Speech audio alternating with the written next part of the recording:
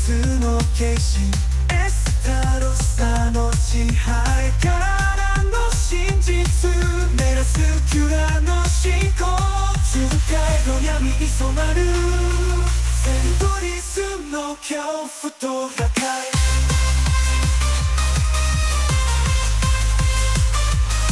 その名を呼べば全てが闇に染まる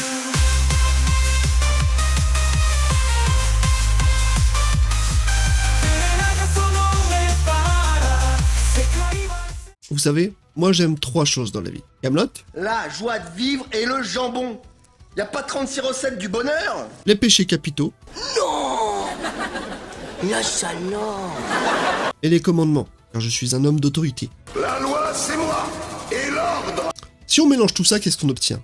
Eh bien, on obtient bien sûr Nanatsu no Taizai, alias 7 Deadly Sins. Et si on fait 5 plus 5, qu'est-ce qu'on obtient? On obtient 10. 10 commandements, les commandements, 10 commandements, les 10 commandements. Et comme moi j'apprécie les commandements et que j'apprécie le chiffre 10, j'adore encore plus les 10 commandements. T'as capté ou quoi? Oui, je vais parler des 10 chevaliers de Kaamelott. Non, c'est pas ça. Je vais parler des 10 commandements. Et la prochaine fois, peut-être que je parlerai des 4 chevaliers de l'Apocalypse dans Fortnite of the Apocalypse. Car j'aime aussi l'Apocalypse et j'aime les chevaliers. Du coup, si on peut rallier ces passions en une seule, c'est le plaisir ultime, c'est le kiff. T'as capté ce qu'on peut faire avec la passion? Eh bien, on peut la monétiser pour cette vidéo. En tout cas, tu sais comment ça fonctionne. Si tu veux d'autres vidéos sur des sujets en particulier, par exemple Sakamoto Days qui devrait arriver très bientôt, ce sera le cas. Mais sur d'autres sujets ou sur d'autres mangas aussi, tu peux me faire tes propositions.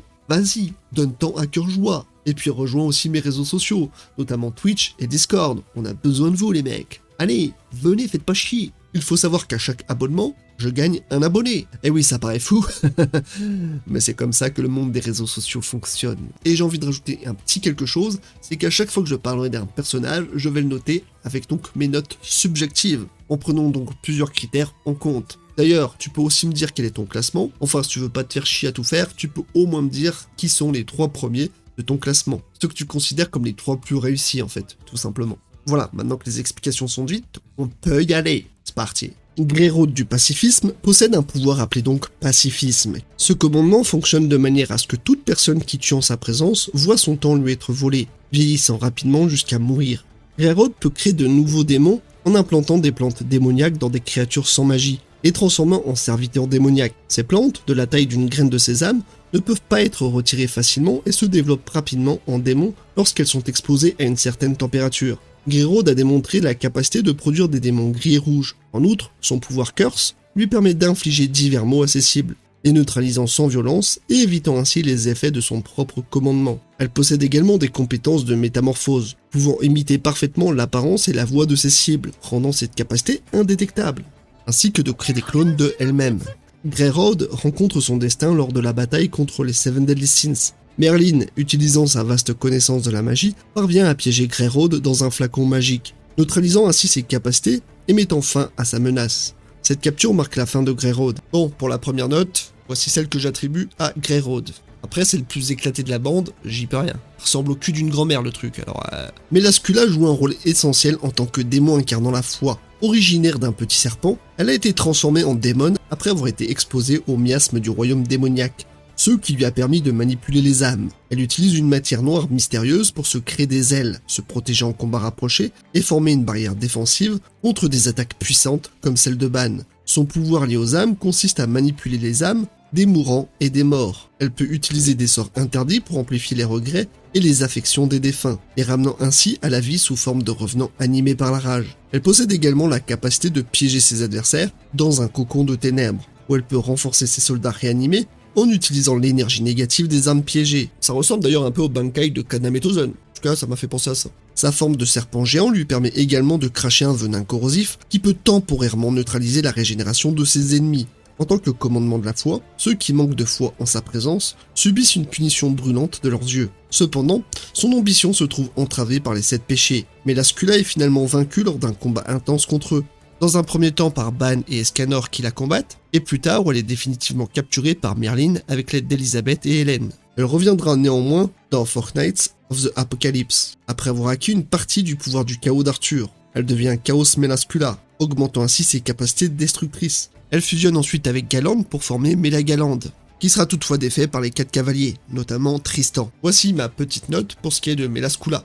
Galande est un démon puissant doté du Critical Over, un pouvoir qui amplifie sa force de manière spectaculaire. Il personnifie la brutalité et la rigueur, appliquant sans pitié les règles de son commandement de la vérité qui punit les menteurs. En effet, quiconque lui ment se voit transformé en pierre. Toutefois, sa confrontation avec Escanor révèle une faille comique dans son armure. Il est surpris par la puissance pure de son adversaire, ce qui entraîne une défaite inattendue et humiliante. Cette rencontre illustre l'arrogance souvent suivie de la chute. Sa capacité à instaurer la peur et à imposer le respect des règles de son commandement de la vérité renforce la cohésion et l'autorité du groupe dans leur quête pour dominer les royaumes humains.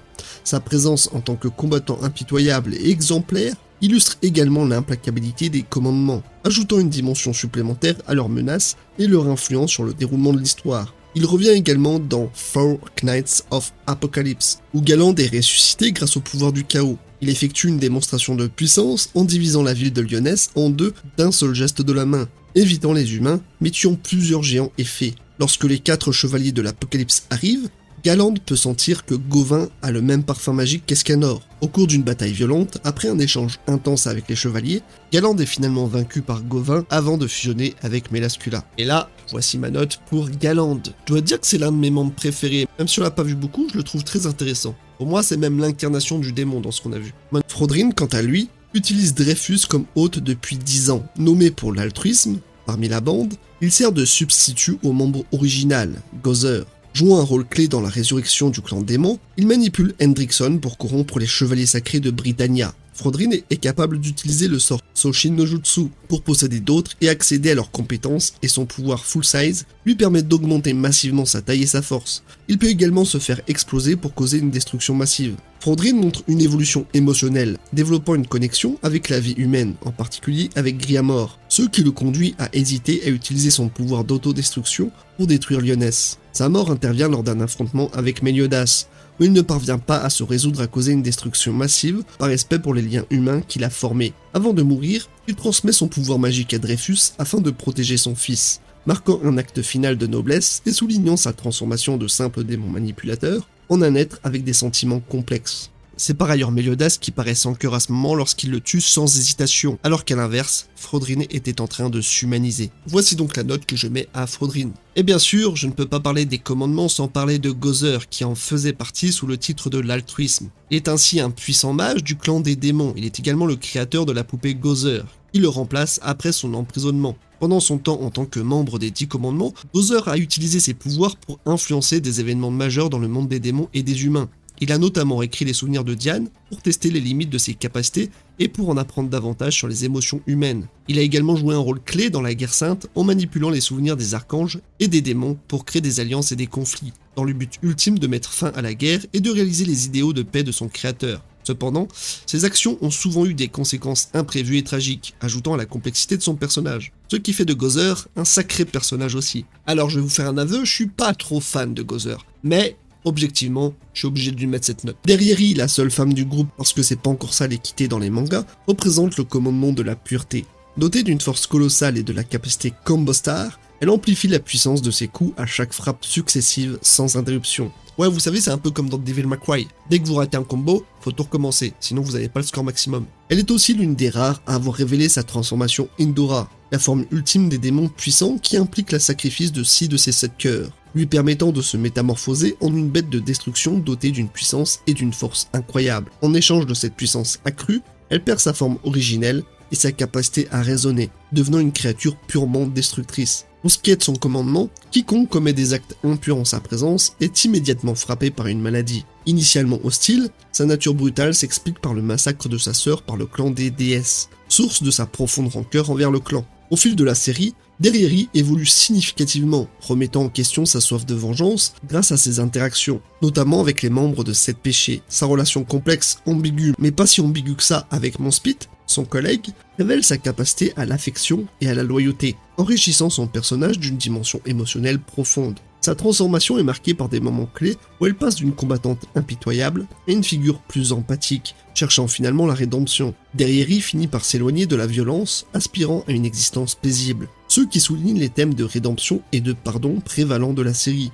Maintenant, ma note pour Derrieri. Unspit est un autre démon d'élite sous le commandement de la réticence. Ceux qui expriment des sentiments ou émotions cachées en sa présence se voient immédiatement privés de leur voix, les empêchant ainsi de parler. Rickstar est la magie innée de Unspit. Il lui permet d'échanger deux objets entre eux instantanément. Cette capacité est extrêmement versatile et peut être utilisée de manière stratégique en combat pour surprendre ses adversaires ou éviter des attaques. Par exemple, Unspit peut échanger sa position avec celle d'un autre objet ou d'une personne, le rendant difficile à prévoir et attaquer. Toutefois, la différence de poids ne peut pas excéder les 26%. Autrement dit, pour un homme de 200 kg comme Pickle, il pourrait seulement l'échanger avec quelque chose d'autre dont le poids est compris entre 148 et 252 kg. Il ne pourrait pas le faire avec un ragondin par exemple. Hellfire Bird est une autre technique de Unspit, où il utilise une ou deux mains pour créer une grande flamme en forme d'oiseau.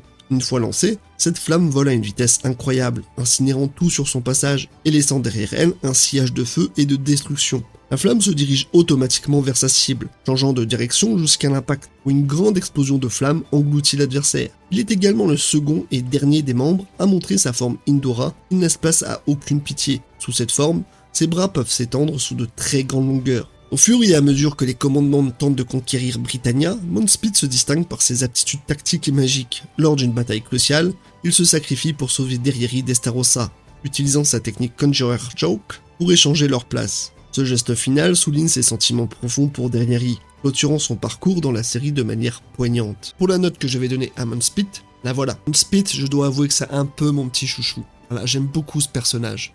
Droll, qui contrairement à ce que son nom suggère, ne doit être invité à aucune fête, était autrefois connu comme le fondateur et figure vénérée du clan des géants. Il a ensuite rejoint le clan des démons en tant que l'un des 10 commandements, dont le titre de patience. Cela impose une punition à quiconque montre de l'intolérance à la douleur en sa présence. Ceux qui ne supportent pas la douleur se voient infliger encore plus de souffrance, les forçant ainsi à endurer la douleur avec patience. Il se distingue par sa taille immense, sa peau bleu clair et ses 4 bras, une caractéristique qui le rend unique même au sein de son propre clan. L'histoire de Droll est marquée par d'importants changements d'allégeance. Il a initialement combattu contre le clan des démons lors de la guerre sainte ancienne, mais a ensuite rejoint leur rang après avoir été vaincu par Zeldris. Une humiliation qui a bouleversé son sens de la fierté et l'a poussé à changer de camp. Droll, en tant que géant légendaire, possède des pouvoirs spécifiques à son clan. Son pouvoir inné, Ground, est une variante du pouvoir standard des géants, la création. Sa maîtrise de la terre est incroyable, surpassant celle de Matrona. Il peut transformer des paysages entiers en labyrinthes géants avec des pièges élaborés et les restaurer rapidement. Droll peut aussi invoquer et manipuler des mains géantes de terre et créer des golems avec de simples gestes. Sa danse de Droll augmente sa connexion à la terre, augmentant ainsi son pouvoir au fil du temps. De plus, son œil magique lui permet de déterminer la force de ses adversaires et de lire dans leurs pensées, simplement en les regardant. Ce qui a par ailleurs inspiré l'objet magique de Merlin, l'œil magique de Balor. Donc voici ma note pour ce qui est de Droll. Gloxinia, le premier roi des fées et membre déchu des 10 commandements, illustre profondément la thématique de la trahison et de la rédemption. Originairement un gardien joyeux de la forêt du roi des fées, il devient un commandement sous l'influence des démons après avoir été trahi par les humains, croyant à tort que sa sœur était assassinée. Il possède le commandement du repos. Ce pouvoir impose une règle sévère. Toute personne qui combat sans prendre de repos, en sa présence, voit sa magie scellée. La puissance magique se manifeste à travers Basquias, une lance spirituelle qui adopte diverses formes. Recouverte en permanence d'un pouvoir sombre, lui permet de contrôler la nature et de créer des golems végétaux dotés d'une puissance, vitalité et régénération remarquables. Grâce à elle, il peut également utiliser la technique Disaster pour manipuler la vie et la mort au sein de la nature, renforçant ainsi sa puissance de combat. Il peut également prendre la forme d'une armure puissante ou encore générer des gouttelettes de vie qui peuvent soigner les blessures les plus mortelles. Son parcours vers la rédemption culmine lorsqu'il renonce à ses pouvoirs démoniaques pour soutenir les péchés contre les démons, mourant finalement en héros. Son histoire, marquée par le regret mais aussi par un espoir renouvelé, offre une réflexion sur la capacité à changer et à se pardonner, même après des erreurs graves. Sans entrer dans les détails, voici donc la note que j'attribue à Gloxinia. Zeldris, l'un des 2 membres les plus importants, est le commandement du piété. Ce commandement fonctionne de manière à ce que toute personne qui tourne le dos à Zeldris est considérée comme ayant commis un acte de trahison. En conséquence, elle est maudite et forcée à servir le roi démon, et par extension Zeldris lui-même, agissant en tant que représentant du roi démon. En tant que fils du roi des démons et frère cadet de Meliodas, il possède des pouvoirs démoniaques impressionnants. Son pouvoir principal, Omenos Nebula, est une technique de concentration extrême où Zeldris fait tourner son énergie noire autour de lui à des vitesses immenses, créant un vortex invisible qui attire tous les êtres vivants à proximité. Ce pouvoir engendre un flux d'air et crée un vide, et tout ce qui entre en contact avec ce vortex est tranché par Zeldris à une vitesse divine par réflexe pur. La puissance de l'attaque est pratiquement insurmontable, car tout objet ou personne dans le rayon d'action de Zeldris est instantanément découpé ou repoussé, sauf s'ils possèdent une fortitude suffisante ou peuvent détruire sa lame. En agrandissant la marque démoniaque sur son front, Zeldris augmente considérablement la puissance et la vitesse du vide créée par Ominous Nebula, rendant la technique encore plus dévastatrice, même pour des adversaires puissants comme Ludociel, Merlin ou Escanor, qui ne pouvaient que difficilement résister à sa puissance initiale. Zeldris maîtrise également God, un pouvoir prêté par le roi des démons, qui annule toutes les attaques magiques. Son histoire est marquée par des conflits internes entre ses devoirs envers le clan des démons et son amour pour Gelda, la vampire qu'il a choisi de ne pas tuer, mais de céder, en contradiction avec les ordres de son père. Cette dualité entre l'amour et la loyauté façonne les choix complexes de Zeldris tout au long de la série, ajoutant une richesse à son caractère et à ses interactions avec les autres personnages. Bien qu'il ait été loyal au roi démon et déterminé à prouver sa valeur, il a été libéré de l'emprise de son père grâce à l'intervention de Meliodas, Elisabeth, les Seven Deadly Sins et Gelda. Cette libération a permis de restaurer la relation entre les deux frères. Pour Zeldris, le leader donc, voici ma note. Et ça je vois pas grand chose avec le premier. Estarossa est donc sûrement le personnage le plus complexe dont l'histoire est intimement liée à celle de Meliodas. Il incarne le commandement de la charité, qui rend impuissants ceux qui le haïssent en sa présence. Ce pouvoir est particulièrement ironique étant donné la nature souvent provocatrice et manipulatrice d'Estarossa, qui sème le conflit et la douleur autour de lui. Son lien avec Meliodas est profondément personnel et tragique. Estarossa idolâtre Meliodas depuis leur enfance, enviant sa force et son statut. Cette admiration se transforme en jalousie toxique après que Meliodas quitte le clan des démons, exacerbé par l'amour non partagé d'Estarossa pour Elisabeth, qui est profondément éprise de Meliodas. Cette jalousie est le catalyseur de nombreux affrontements entre lui et son frère, teintant leur interaction de complexité émotionnelle. Sa technique la plus emblématique est Full Counter, ce qui lui permet de refléter les attaques physiques dirigées contre lui avec plus de puissance. Il partage cette capacité avec son frère Meliodas, bien que pour lui ce soit les attaques magiques. En plus de cela, Estarossa peut utiliser Blackout, une capacité qui engloutit ses adversaires dans des ténèbres absolues, les privant de leur sens. Il possède aussi une compétence appelée Rebellion, où il matérialise 7 épées flottantes pour attaquer ses ennemis à distance ou augmenter sa capacité de mêlée. Le mode assaut est un état de puissance accrue qu'Estarossa obtient après avoir absorbé les commandements de la vérité et de la réticence. Dans ce mode, sa force, sa vitesse et ses capacités magiques augmentent de manière spectaculaire, le rendant beaucoup plus redoutable en combat. Toutefois, là où c'est fort, c'est que Estarossa est en réalité Mael, l'archange le plus puissant du clan des déesses. Mael était connu pour sa force inégalée et sa capacité à manipuler la grâce du soleil, une puissance que même les démons craignent. Cependant, sa disparition mystérieuse a laissé un vide au sens de son clan. Mael a été transformé en Estarossa par Gozer, dans le cadre d'un plan visant à équilibrer les forces en présence lors de la guerre sainte. La mémoire et l'identité de Mael ont été altérées, le faisant croire qu'il était Estarossa, un démon de la classe des 10 commandements donc, avec une histoire et des pouvoirs complètement différents. A noter qu'en réalité, Estarossa était le chien de Elisabeth et Meliodas à l'époque de la guerre sainte. Il s'agit aussi plus tard de l'une des épées de Tristan, ces deux épées s'appelant effectivement Mael et Estarossa. Bien sûr, voici ma note pour Estarossa. Estarossa qui est pour moi le plus complet avec Zeldris bien entendu, donc c'est normal. Alors voilà ce qui est pour de mon classement personnel, je pense qu'il est forcément le meilleur de tous, parce que j'ai fait ça avec beaucoup d'objectivité et de subjectivité à la fois, ça c'est fort, mais en plus j'ai donné les meilleurs arguments possibles à chaque fois, en tout cas je pense, parce que c'est les miens. Donc oui, ça fait sens, hein, on peut pas faire autrement. En tout cas, ce que j'aime beaucoup dans ce groupe, c'est qu'il y a quand même de la mésentente, mais il y a aussi beaucoup d'entente, il y a beaucoup d'amour. Même s'ils ne se respectent pas tous, il y a quand même des relations qui se détachent les unes aux autres. On voit qu'il y a des clans qui se forment au sein du clan. Et ça, c'est ce que je trouve le plus réaliste en fait. Aucun groupe n'est fait pour s'entendre complètement, pour être en phase. Ça n'existe pas. C'est pourquoi moi j'aime beaucoup l'alchimie entre certains personnages, les interactions qu'ils peuvent avoir les uns aux autres, et on voit que certains se détachent du lot, et que d'autres par contre sont complètement ignorés par le groupe. Ça paraît évident. Quoi qu'il en soit, ça reste un très bon groupe, et certainement l'un des meilleurs. Je pense que de toute façon l'arc des 10 commandements, c'était le meilleur arc qu'on ait pu avoir dans Nanatsu no Taizai. Bien que leur combat contre Meliodas, c'était légendaire, et je ne parle pas forcément de l'anime qui était quand même très bien à cette époque, mais le manga c'était encore une autre histoire, et toute la révélation autour d'Estarossa exceptionnel. Bref, c'était encore quand Seven Deadly Sins était un bon manga. Après, ça s'est un peu perdu en cours de route, malheureusement. Mais bon, on peut pas tout avoir dans la vie, n'est-ce pas? Sur ce, n'oubliez pas de respecter les commandements, sinon vous allez être maudit, avoir une maladie incurable ou que sais-je encore. En tout cas, respectez-les. Soyez des bons, prenez soin de vous. Peace! 世界